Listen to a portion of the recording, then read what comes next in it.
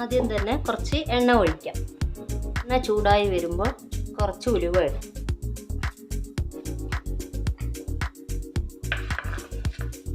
ഉലുവ മൂത്ത് വരുമ്പോൾ കുറച്ച് ജീരകം ചേർക്കാം. കറി ലീവ്സ് ഇടാം. കുറച്ച് വെളുത്തുള്ളി ആഡ് ചെയ്യാം.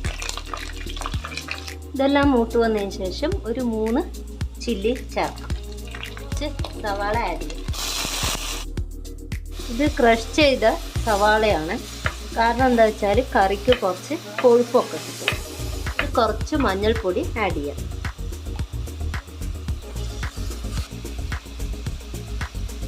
കുറച്ച് ഉപ്പ് ആഡ് ചെയ്യാം.